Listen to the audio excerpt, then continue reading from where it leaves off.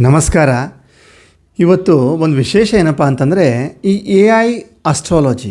AI astrology ಅಂದರೆ ಏನು ಮತ್ತು ರಿಯಲ್ ಜ್ಯೋತಿಷಿಗೆ ಇರುವಂಥ ವ್ಯತ್ಯಾಸವೇನು? AI ಅಸ್ಟ್ರಾಲಜಿ ಅಂತಂದರೆ ಇದು ಕೇವಲ ಡೇಟಾ ಅನಲೈಸ್ ಮಾಡಿ ಡೇಟಾಗಳ ಮೇಲೆ ಇದು ಪ್ರಿಡಿಕ್ಷನ್ ಕೊಡುವಂಥದ್ದು. ಇದು ಯಾರಿಗೆಲ್ಲ ಒಳ್ಳೆಯದು? ಯಾರು ವಿದ್ಯಾರ್ಥಿಗಳಿರ್ತಾರೋ, ಯಾರು ಜ್ಯೋತಿಷ್ಯನ ಕಲಿಬೇಕಂತ ಇರ್ತಾರೋ ಅಂಥವ್ರಿಗೆ ಇದು ಒಂದು AI ಅಸ್ಟ್ರಾಲಜಿ ಟೂಲ್ ಅನ್ನೋದು ಇಸ್ ವೆರಿ ಸೂಟೇಬಲ್. ಆದರೆ ಇದಕ್ಕೂ ನಿಜವಾದ ಜ್ಯೋತಿಷಿಗೆ ಏನು ಕಂಪ್ಯಾರಿಸನ್ ಅಂತಂದರೆ, ನಿಜವಾದ ಜ್ಯೋತಿಷಿ ತನ್ನಲ್ಲಿರುವಂತಹ ಎಕ್ಸ್ಪೀರಿಯನ್ಸಿಂದ, ಅನುಭವದಿಂದ ಭವಿಷ್ಯವಾಣಿಯನ್ನು ಹೇಳ್ತಾನೆ. ಸೊ ಅದಿಲ್ಲಿ ಏನಾಗುತ್ತೆ, ಆ ಒಂದು ನಾಲೇಜು AI ಟೂಲ್ಗಿರಲ್ಲ.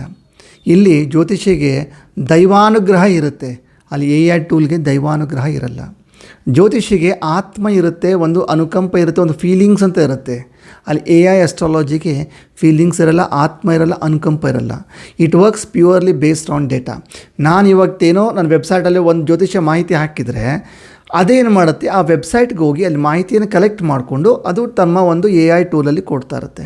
ಸೊ ಇದರದೇ ಕೆಲಸ ಅಂದರೆ ವೆಬ್ಸೈಟಲ್ಲಿ ಹೋಗೋದು, ಸರ್ಚ್ ಮಾಡೋದು, ಆ ಡೇಟಾ ತಗೊಳ್ಳೋದು, ಫೆಚ್ ಮಾಡೋದು, ಕ್ಯಾಲ್ಕುಲೇಟ್ ಮಾಡಿ ಕೊಡ್ತಾ ಇರೋದು. ಸೊ ಇನ್ನೂ ಬೇರೆ ಯಾರಾದರೂ ಅಪ್ಲೋಡ್ ಮಾಡಿದ್ರು ಆ ಕ್ಯಾಲ್ಕುಲೇಷನ್ ತೊಗೊಂಡು ಹೇಳುವಂಥದ್ದು. ಆದರೆ ಜ್ಯೋತಿಷಿ ಹಾಗಲ್ಲ, ಅವನ ಅನುಭವದಿಂದ, ಆಧ್ಯಾತ್ಮಿಕ ಒಂದು ಜ್ಞಾನದಿಂದ ಅವನು ಹೇಳುವಂಥದ್ದು. ಯಾಕೆ ಈ ವಿಷಯ ಹೇಳ್ತಾ ಇದೆ ಅಂತಂದರೆ, ಸುಮಾರು ಜನಗಳು AI ಅಸ್ಟ್ರಾಲಜಿ ಕೇಳ್ಕೊಂಡೇ ಎಷ್ಟೊಂದು ಡಿಸಿಷನ್ ತೊಗೊಳ್ತಾ ಇದ್ದಾರೆ, ಅವೆಲ್ಲ ದುರಂತಕ್ಕೆ ನಾಂದಿ ಆಗ್ತಾಯಿದೆ. ನಮ್ಮ ಒಂದು ಆಶ್ರಮದಲ್ಲಿನೇ ಒಬ್ಬರು ಅಮೇರಿಕದಲ್ಲಿ ವಾಸವಾಗಿರ್ತಾರೆ. ಆ ಒಂದು AI ಅಸ್ಟ್ರಾಲಜಿಯನ್ನು ಕೇಳಿಕೊಂಡು ತಾಯಿಯಿಂದ ದೂರ, ಮತ್ತು ತಮ್ಮನಿಂದನೂ ದೂರ, ಮತ್ತು ಅವನ ಮನೆಯಲ್ಲಿರುವಂಥ ಎಲ್ಲರಿಂದನೂ ಕೂಡ ದೂರ. ಯಾಕಂದರೆ ಅವರು ಬಂಧು ಬಳಗದವರೇ ಇವ್ನಿಗೆ ಸಮಸ್ಯೆ ಮಾಡ್ತಾರೆ ಅಂತ ಏನೋ AI ಅಸ್ಟ್ರಾಲಜಿ ತೋರಿಸ್ಬಿಟ್ಟಿದೆ ಅಂತೆ. ಎಲ್ಲರನ್ನೂ ಅಯ್ಯಪ್ಪ ದೂರ ಇಟ್ಬಿಟ್ಟಿದ್ದಾನೆ. ಸೊ ಈ AI ಅಸ್ಟ್ರಾಲಜಿಯನ್ನು ನಂಬಿಕೊಂಡು ದಯವಿಟ್ಟು ಯಾರು ಯಾವುದೇ ಡಿಸಿಷನ್ ತೊಗೊಳ್ಬೇಡಿ.